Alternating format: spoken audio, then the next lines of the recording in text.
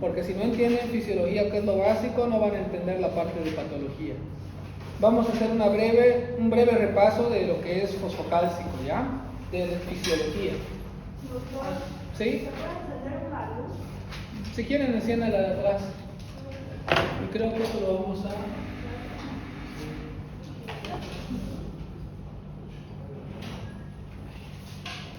No me gusta la luz. Vamos a hablar del calcio, de la regulación del metabolismo del calcio. El calcio está regulado en nuestro organismo por 3 hormonas principalmente: la PTH, la vitamina D y la calcitonina, ¿ya? Para hablar de eso, primero tenemos que ver la importancia del tema, es decir, ¿para qué nos sirve el calcio? El calcio participa en varias funciones en nuestro organismo. Como pueden ver acá, participa en la secreción hormonal, principalmente la de insulina, en la contracción muscular. Es un componente estructural de varias sustancias bioquímicas. También actúa en lo que es la conducción nerviosa, ¿ya? Es un neurotransmisor. En la activación e inactivación de enzimas. Es un segundo mensajero en todas las cascadas de señalización. En la coagulación y para el proceso de exocitosis de varias hormonas.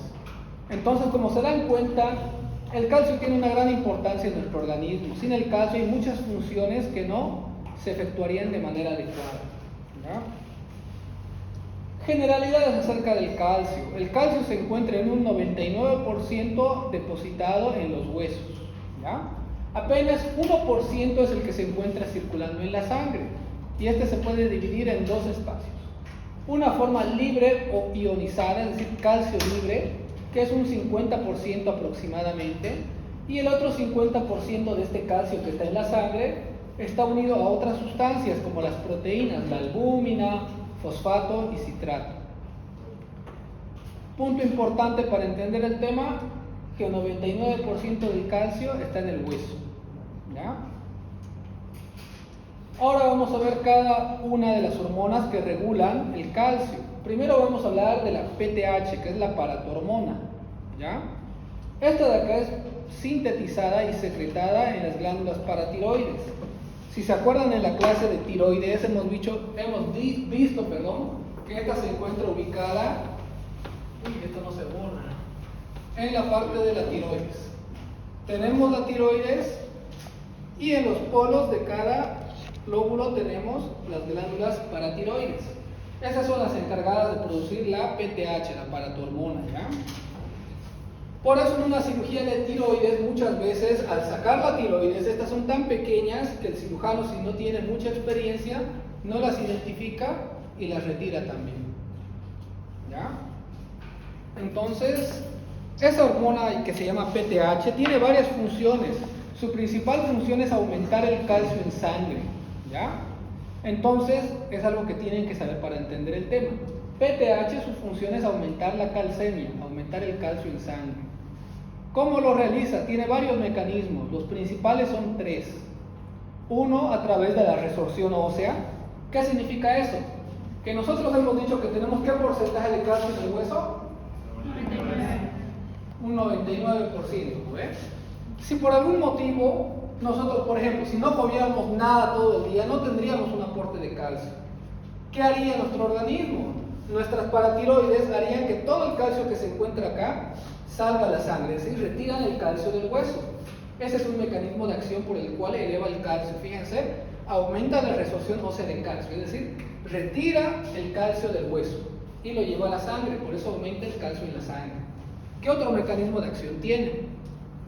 Reabsorbe calcio en los riñones. Entonces, normalmente nosotros en la parte renal botamos calcio y lo que hace la PTH, reabsorbe ese calcio para que no se vaya en la orina, ¿ya? Esa es otra manera en la cual retiene el calcio en la sangre. Otro mecanismo es que activa la alfa-1 hidroxilasa. ¿Saben cómo se obtiene la vitamina D, no? ¿Han escuchado alguna vez del metabolismo de la vitamina D? La vitamina D, cuando se descubrió, era una vitamina. Al inicio se creía que era una vitamina, pero ya actualmente se sabe que es una hormona. La vitamina D la obtenemos a través de la piel, exponiéndonos al sol, y a través de los alimentos. a través de la exposición al sol, la vitamina D3, y la vitamina D2 a través de la alimentación. Esta vitamina D inicialmente no es activa, entonces la vitamina D no es activa. Pasa por el hígado y en el hígado se convierte en 25 hidroxivitamina D. Esta 25 hidroxivitamina D posteriormente va a ir al riñón. Y en el riñón, gracias a una enzima que se llama alfa-1 hidroxilasa, que es esta de acá, se va a convertir en la forma activa de la vitamina D, que es la 1.25 hidroxivitamina D. ¿Ya? Con todo esto, ¿qué es lo que quiero que entiendan?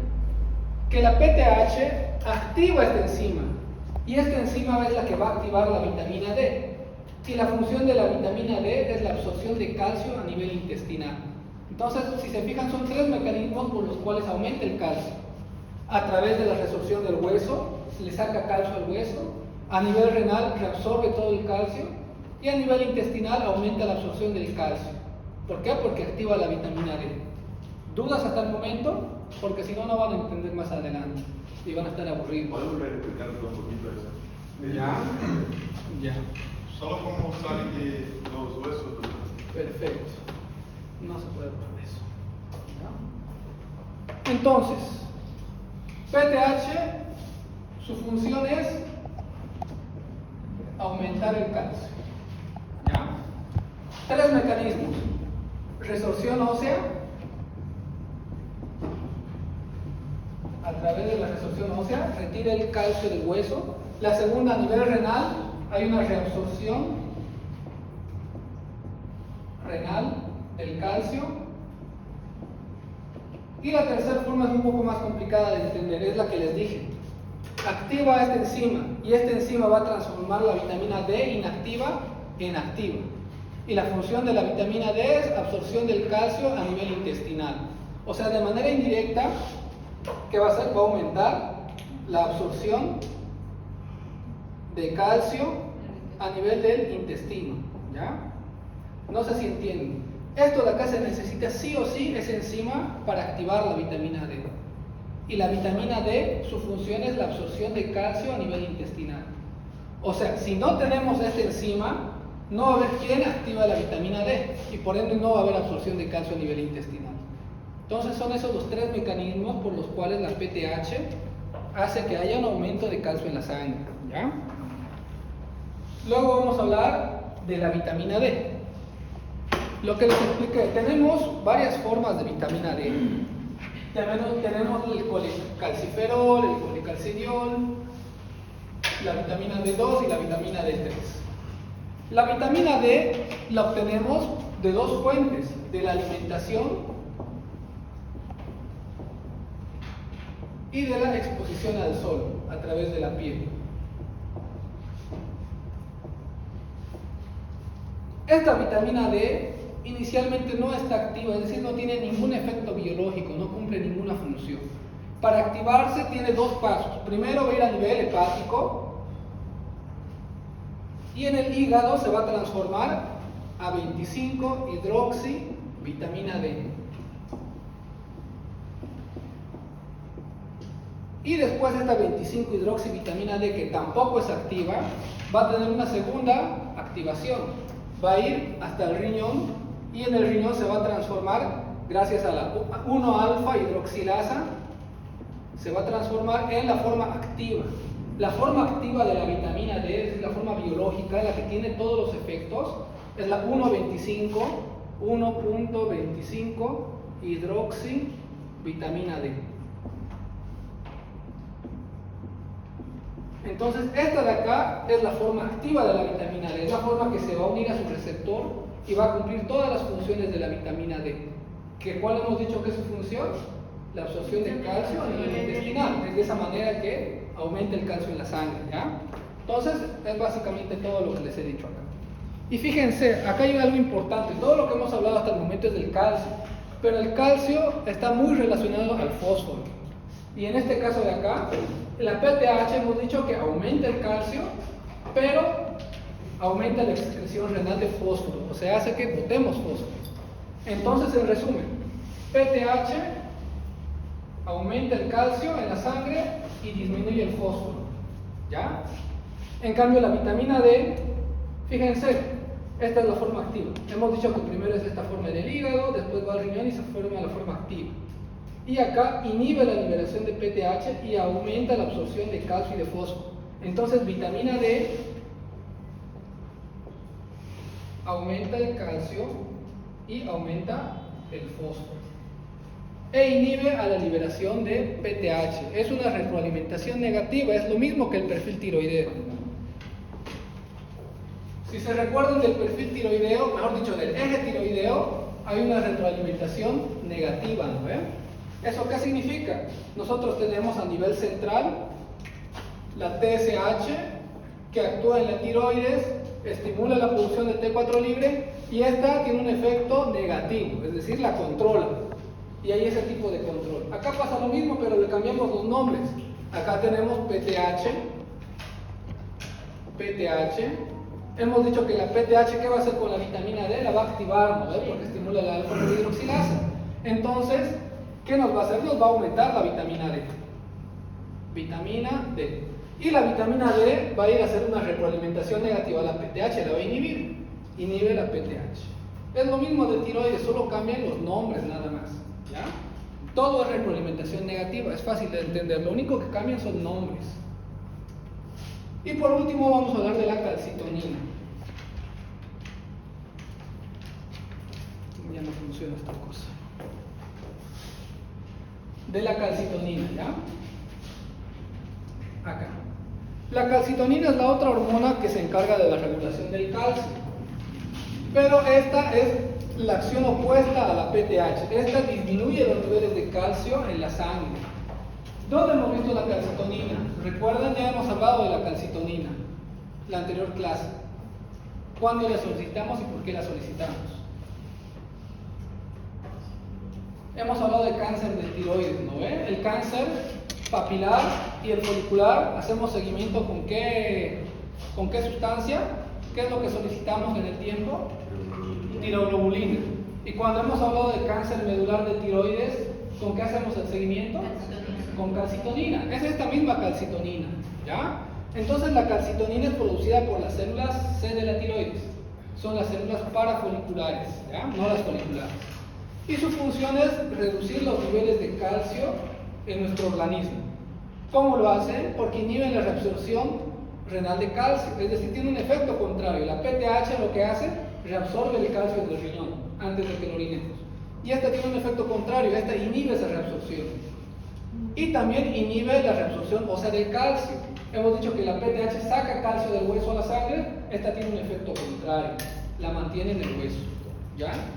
Entonces el calcio de nuestro organismo va a estar regulado por esas tres hormonas. Y lo que vamos a hablar ahora, vamos a hablar de hipoparatiroidismo, ¿ya? Fíjense, este es un resumen del eje. Si tenemos un calcio bajo, este de acá va a estimular a la PTH a que se produzca en mayor cantidad. ¿Para qué? Para que haya más calcio. Esta va a actuar de tres formas. A nivel del hueso va a aumentar la resorción ósea para que haya más calcio. A nivel renal va a aumentar la reabsorción de calcio y va a activar la alfa-1 hidroxilasa. Y esta alfa-1 hidroxilasa va a transformar la 25-hidroxivitamina D en 1.25 hidroxivitamina D, que es la vitamina D activa, cuya función es absorción intestinal del calcio. Fíjense, todos estos mecanismos nos van a llevar a aumentar el calcio. Por tres lugares, por el hueso, por el riñón y por el intestino. Y este es el metabolismo de la vitamina D. Vitamina D2 por la dieta, vitamina D3 acerca de la piel por los rayos UV, vienen al hígado y se transforman en 25-hidroxivitamina D. Esta pasa al riñón y se transforma en la forma activa, 1.25 hidroxivitamina D, que es el calcitriol. ¿Ya? Y ahora ya vamos a empezar a hablar de patología. Todo lo que hemos visto hasta ahora es fisiología, es algo que en teoría no sé si lo han visto, porque ya han avanzado fisiología. ¿Quién era su docente de fisiología? ¿Era el doctor Canudas? ¿De alguno de ustedes? Porque de mí era mi docente y era muy bueno el doctor Canudas. ¿Ya? Hipocalcemia, ¿ya? Es un trastorno que es importante, lo van a ver con relativa frecuencia, ¿ya? ¿Qué es hipocalcemia? Hipocalcemia es la disminución del calcio. ¿Cuánto es el valor normal del calcio sérico? Valores normales ya tienen que saber en cuarto año. Calcio sérico estoy preguntando, ¿por qué calcio iónico también? ¿Cuánto es el valor normal del calcio? Exacto, 8.5 a 10. El valor normal del calcio sérico, es decir, el calcio total, es de 8,5, ¿qué cosa? Miligramos por decilitro, bien, hasta 10. Eso es lo normal del calcio. Entonces una hipocalcemia sería cualquier valor de calcio que esté por debajo de 8.5. ¿Ya? Eso es una hipocalcemia.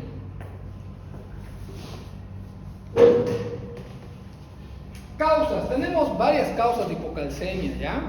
Tenemos causas que van a tener una PTH alta y algunas que van a tener una PTH baja.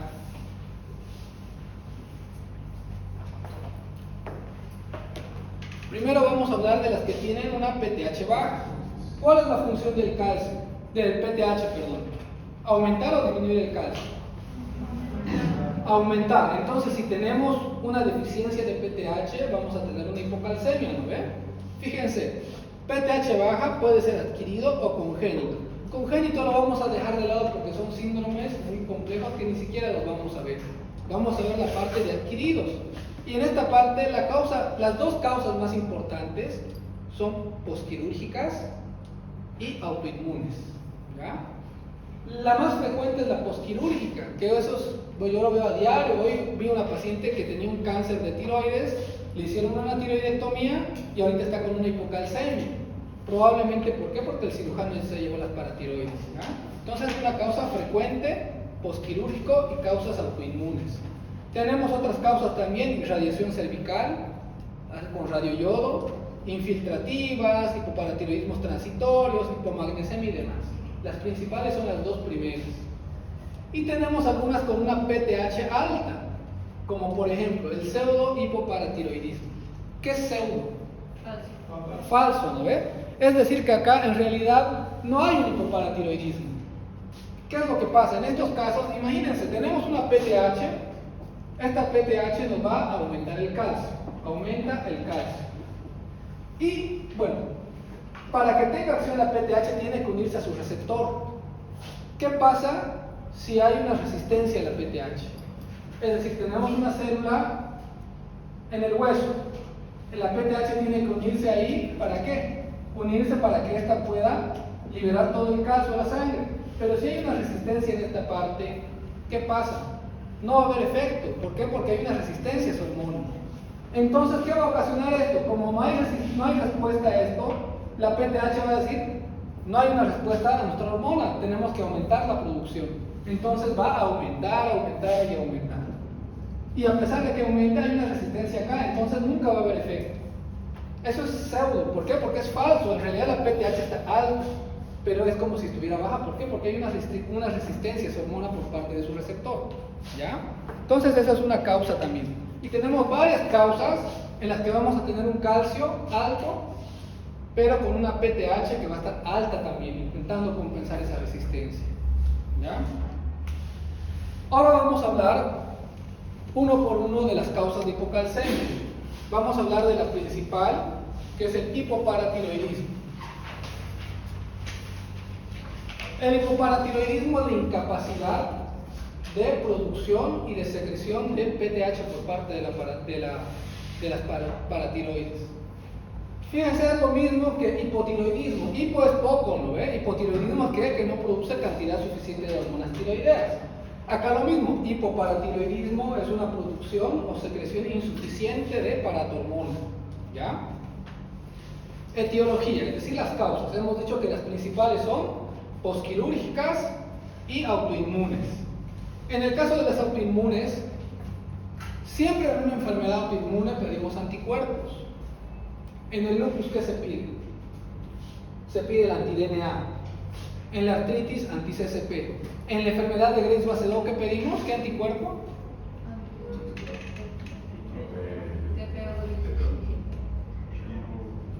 Nadie.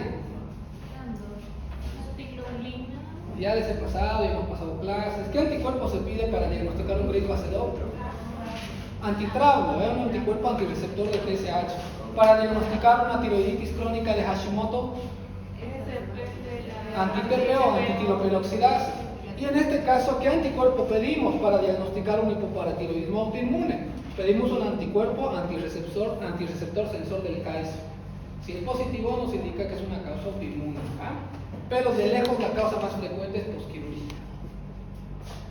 Tenemos síndromes poliglandulares autoinmunes, es decir, que forman parte de otras patologías más. Y bueno, ¿qué datos bioquímicos vamos a tener? Esto es lo principal, porque esto puede que yo les ponga bien un paciente con un calcio que está tanto, un fósforo que está tanto, un tanto, y ustedes me tienen que decir qué es. ¿Qué va a tener el paciente? Va a tener hipocalcemia, ¿por qué? Porque no tiene PTH. ¿Qué hace la PTH con el fósforo? Ahorita les acabo de decir hace menos de 5 minutos. ¿Aumenta o disminuye el fósforo? Disminuye, ¿verdad? ¿Por qué? Porque hace que lo orinemos. Entonces, si tenemos baja cantidad de PTH, ¿qué va a pasar con el fósforo? Va a aumentar, ¿no? Entonces vamos a tener hiperfosfatemia, vamos a tener una PTH disminuida o que ni siquiera se va a detectar en el laboratorio, va a salir indetectable. Y si es causa autoinmune, vamos a tener los anticuerpos antirreceptor de sensor del calcio, ¿ya? Entonces, básicamente, este es un resumen del hipoparatiroidismo. Esto eran unas 6 hojas de un libro y se los he puesto en una diapositiva. Es para que lo aprendan fácil, ¿ya? Déficit de vitamina D es otra causa de hipocalcemia. En los niños el déficit de vitamina D se llama raquitismo, porque todavía el cartílago de crecimiento está abierto. En los adultos se llama osteomalacia, ¿ya? Fíjense, los síntomas que van a tener estos pacientes van a ser lentitud, debilidad muscular proximal y doloroso. ¿Cómo vamos a tener el laboratorio? Vamos a tener hipocalcemia, hipofosfatemia, hipocalciuria.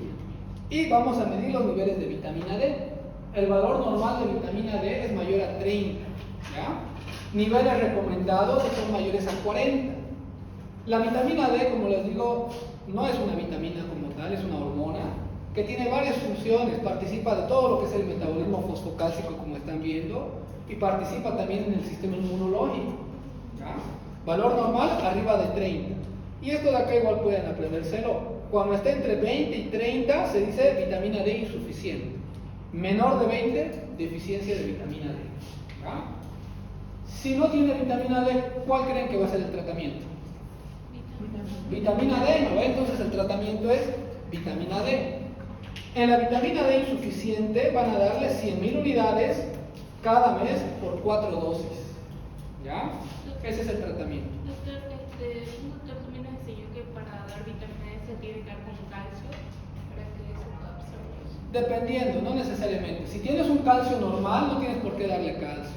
Ahora, en estos pacientes muchas veces tienen déficit de las dos, déficit de calcio y de vitamina D, y en esos casos sí, en algunos no, ¿ya?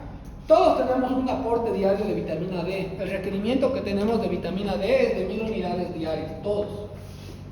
De hecho, les digo de paso, todos aquí deberían tomar vitamina D, a menos que se vayan a exponer 15 minutos con el torso desnudo, a eso de entre las 2 y 3 de la tarde.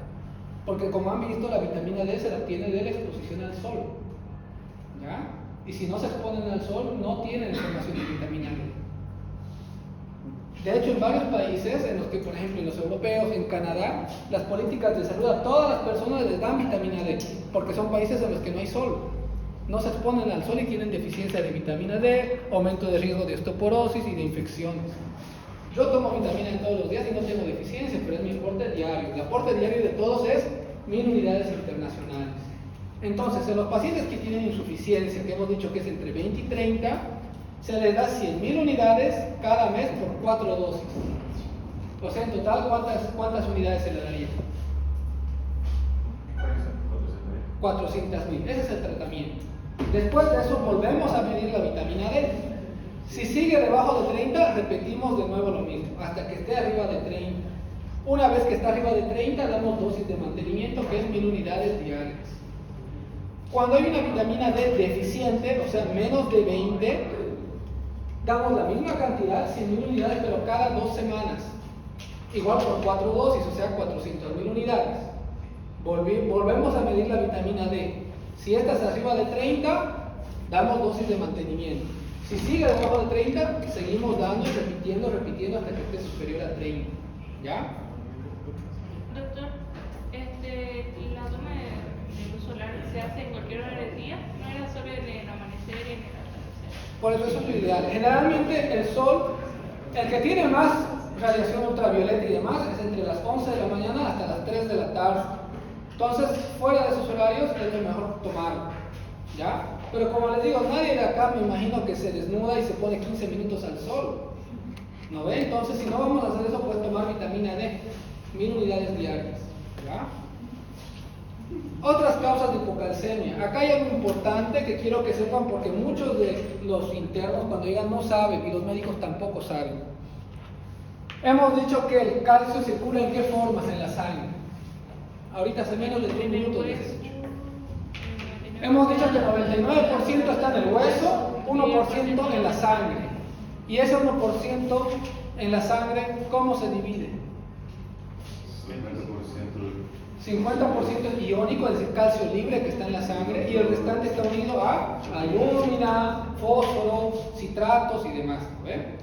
Entonces, ¿qué pasa? Fíjense acá, hipoalbuminemia. Si el calcio que está unido a la albúmina, por algún motivo la albúmina disminuye, ¿qué va a pasar con el calcio? Va a disminuir también, ¿no ven?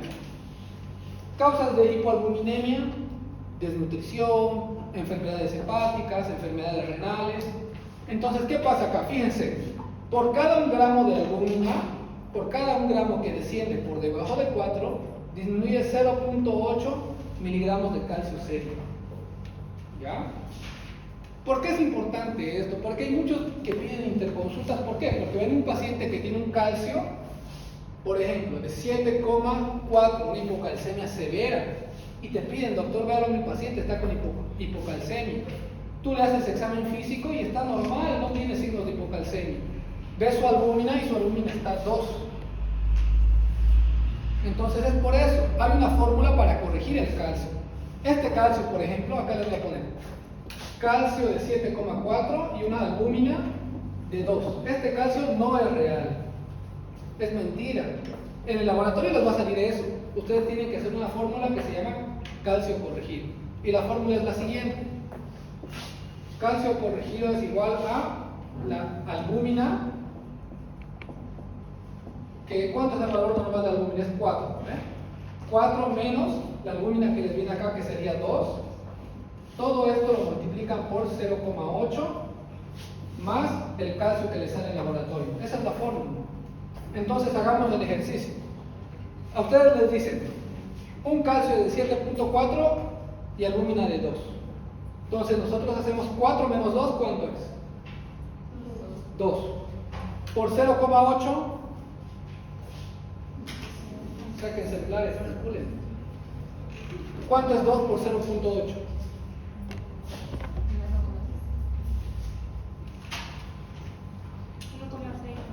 ¿Cuánto? 1,6. 1,6 más el calcio que vino acá en el laboratorio más 7.4, 9, ¿no ven? Entonces el calcio real que tiene este paciente no es este, es 9. Solo que como la albúmina está disminuida, por eso nos sale que el calcio está bajo. Pero en realidad el calcio de este paciente está normal. Y ustedes si ven en un paciente con 7.4, albúmina de 2 y van a pedir interconsulta, resultados van a ser ridículos. Porque primero corrijan calcio, ¿ya? ¿Entendieron la fórmula o hay dudas? Si hay dudas, lo explico de nuevo, porque capaz en tu examen les pongo un ejercicio de esto. ¿Ya?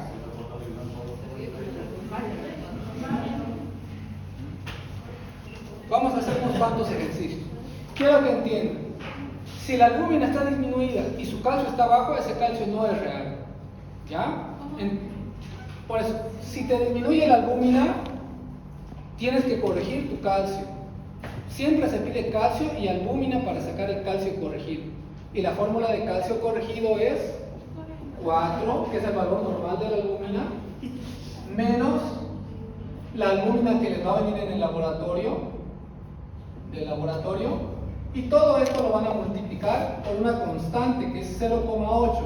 ¿Por qué 0,8? Porque fíjense, por cada gramo de albúmina que disminuye 0,8 de calcio. Entonces multiplican esto por 0.8 y el resultado de todo eso le van a sumar al calcio que les viene en el laboratorio. Y el resultado es el calcio corregido, el calcio real del paciente. El calcio que les van a dar al laboratorio no es el calcio real. ¿Ya? A ver, vamos a hacer un ejercicio. Si les viene un paciente con laboratorios de un calcio de 8, ¿eso es hipocalcemia o no? Sí, sí. Es porque hemos dicho que el valor normal es de 8.5 a 10, ¿no ven? Entonces tiene 8. Y este paciente tiene una albúmina de 3. Saquen el calcio corregido. Hagan la fórmula. 4 menos la albúmina del laboratorio. Menos 3 es 1, ¿ven? ¿Sí, no veo o no? 1. 1 por 0.8, 0.8. 0.8 más el calcio del laboratorio, 8.8. Entonces, esto de acá parece que es una hipocalcemia porque está 8, pero en realidad el calcio es 8,8. Este paciente no tiene hipocalcemia, tiene un calcio normal. Entonces no tienen por qué llamar a un especialista ni nada porque está normal. ¿Ya? Este es el calcio real que tiene ese paciente. ¿Entienden? ¿Comprenden? ¿Ya? Con esto les quiero decir, siempre que tengan un calcio y una albúmina alterada, antes de buscar ayuda o lo que sea, primero la clínica. Si el paciente está normal, no tiene ninguna molestia, ustedes sospechan. Si estaría con una hipocalcemia, tendría que estar sintomática. Y segundo, corrigen el calcio, puede que esté normal y ustedes estén buscando ayuda para algo que es normal. ¿Ya? Entonces puede que en su examen yo les ponga laboratorios y ustedes tengan que hacer el cálculo. Esta es la fórmula, pero en realidad se lo puede hacer hasta mentalmente. Si por cada gramo disminuye 0.8, ustedes calculan en su mente, digamos, van quitando 1, 1, 0.8. Entonces eso, la hipoalbuminemia es una causa de hipocalcemia. Si la corregimos, puede que esté normal. La hipofosfatemia, la hiperfosfatemia aguda. ¿Qué pasa cuando hay rhabdomiólisis? Cuando hay una destrucción muscular. Hay aumento de fósforo. El fósforo hemos visto que se une al calcio, ¿no ven? Hemos dicho que es un quelante del calcio. Entonces, un fósforo aumentado va a unirse al calcio. Y este calcio que estaba libre va a estar unido a esto, se va a formar un fosfato cálcico. Y por ende va a quedar menos calcio libre. Y va a dar una hipocalcemia. Entonces, es una causa de hipocalcemia. Las transfusiones de sangre citratada, lo mismo. Lo mismo con el síndrome del hueso hambriento, que eso ya es algo más de especialista. Y los pseudo-hipoparatiroidismos, que hemos visto que es una falta de respuesta a estas hormonas. Entonces, como ven, tenemos varias causas de hipoparatiroidismo y de hipocalcemia. ¿Ya? ¿Cuáles son las manifestaciones clínicas? Hemos dicho cuáles son las funciones del calcio. Participa en la contracción muscular. Entonces, su falta va a tener muchos síntomas musculares. Van a tener parestesis. ¿Qué es parestesia? Ya han avanzado, ¿sí? ¿Qué es una parestesia?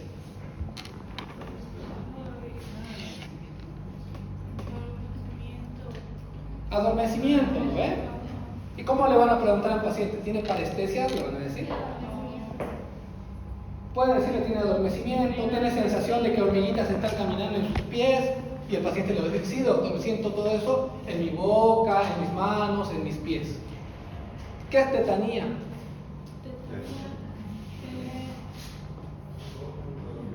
Es la contracción espontánea del músculo dolorosa, ¿no ven? ¿No se acuerdan acaso de eso que era antes por el tétanos? Que los pacientes se ponían en esta posición, con los pies así, por tanta contractura de los músculos, cuando no había vacunas para el tétanos. Tetanía es eso, es una contracción súbita, dolorosa. Entonces el paciente puede tener eso, puede tener un espasmo escarpopedal, calambres musculares, signos de Chebyshev-Turso que lo han debido ver en la parte de semiología, convulsiones. Ya están avanzando cardio, ¿no ven? ¿Cuántos cuadraditos es el intervalo QT? El electrocardiograma normal. En este caso van a tener un prolongamiento del intervalo QT. ¿Ya? Y van a tener, en los peores casos, un espasmo laringe. El paciente puede quedar incluso ahogado y hasta morirse. ¿Ya? Entonces, todos estos son síntomas de hipocalcemia. ¿Qué nos va a decir el paciente? Doctor, siento hormigueos en mis manos, en mis pies, en mi boca, siento dolor en mis manos, se están poniendo duras. Eso es lo principal. ¿Ya? Fíjense, la hipocalcemia leve, los síntomas generalmente es asintomática. Tenemos tres tipos de hipocalcemia, 3 grados. La leve, que es de 8 hasta 8,5. Tenemos la moderada, que es de 7.5 hasta 8, y la severa, que es menor a 7.5. De 7 menor a 7,5. Son los 3 grados de hipocalcemia que tenemos. Leve de 8 a 8.5, moderada de 7.5 a 8 y severa menos de 7.5. La hipocalcemia leve generalmente no tiene síntomas, ¿ya? En cambio, las hipocalcemias graves, menores a 7.5, van a tener todos los síntomas que hemos visto, y todos esos son resultado ¿de qué? De la hiperexcitabilidad muscular. Entonces puede tener parestesias, calambres, tetanía, espasmo laríngeo, convulsiones, calcificaciones en los ganglios basales, que muchas veces no tienen síntomas. Puede tener arritmias, porque si se recuerdan bien, en la despolarización en fisiología que han visto, la meseta, ¿quién es la que hace la fase 3? Es el calcio, en la parte de meseta. Ansiedad, depresión, cataratas, piel seca, todos estos son síntomas, ¿ya? ¿Cómo lo van a evaluar? Si un paciente les llega con hormigueos, parestesias y demás, y con tetanía, ¿ustedes le van a pedir calcio? Lógico, pero ¿qué van a esperar el resultado del calcio para tratarlo al paciente? No, ¿ve? ¿Por qué? Porque hay examen físico, los síntomas, la historia clínica. Por ejemplo, si viene un paciente, o se les pide interconsulta de un paciente que le han operado la tiroides y que ahorita está con hormigueos, con dolores musculares, con eso ya tienen un diagnóstico. Van a pedir calcio, pero no van a esperar que salga, van a empezar a hacer tratamiento antes, ¿ya? Y para eso tenemos unos signos: el signo de Chebustek y el signo de Trousseau, ¿ya? Son signos que son muy importantes. ¿Por qué? Porque la mayoría de las veces, al menos en nuestro sistema público, si pedimos un calcio, va a salir en 2 días. Es así acá. En el japonés lo hacemos cada 4 horas, pero en el San Juan vos pides un calcio y te sale 2 días después. No vamos a tener un paciente 2 días con hipocalcemia para tener un resultado y tratarlo. Entonces, recurrimos a la historia clínica, al examen físico. El signo de Chebustek es una percusión en el nervio facial, y este es positivo cuando hay la contracción del labio superior. Eso es un signo de hipocalcemia. Y el signo de Trousseau, que es un signo que se lo hace de la siguiente manera: le toman la presión arterial al paciente, y un ejemplo, su presión es 120/80. A la sistólica le suman 20 milímetros de mercurio, o sea, hasta 140. Insuflan el manguito hasta 140 y esperan 3 minutos. Y si el paciente hace eso, es que tiene hipocalcemia. ¿Ya? Ese es el signo de Trousseau. Acá tengo un video, a ver si sale, para que vean los signos.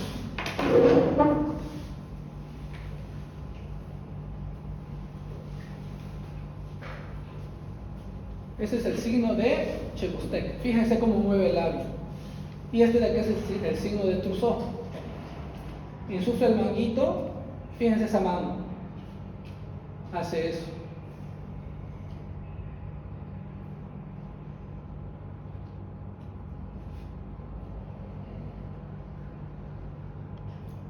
Y esos son signos que están presentes en hipocalcemia, ¿ya? Entonces, tienen un paciente antecedente quirúrgico de tiroides que les dice: tengo, doctor, adormecimiento en todo el cuerpo. Le hacen estos signos y son positivos, no tienen por qué tener dudas de que es una hipocalcemia. Obviamente hay que pedir calcio, pero no van a esperar el resultado para iniciar el tratamiento, pues ya tiene todo para hipocalcemia.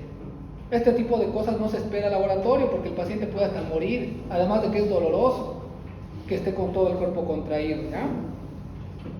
Entonces, ¿cómo se hace el signo de Trousseau?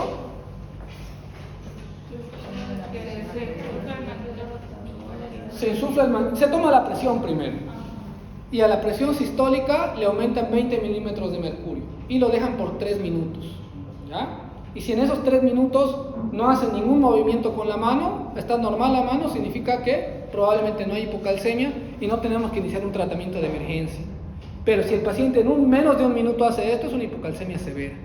Y ya pedimos laboratorios, pero iniciamos el tratamiento, ¿ya?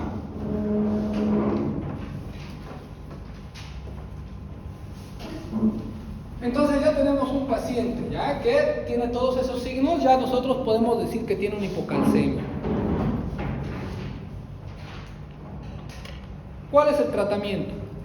Tenemos dos formas de presentación, una hipocalcemia aguda y una hipocalcemia crónica. La aguda es la que se presenta de manera súbita, el paciente estaba normal y comienza a tener todos los síntomas de manera rápida. ¿Cuándo ocurre esto? Generalmente post-tiroidectomía. Un paciente que tenía cualquier problema de tiroides, lo operan y en el postquirúrgico empieza con todas estas molestias. Eso es agudo, ¿ya? Un momentito, ¿ya? Hola.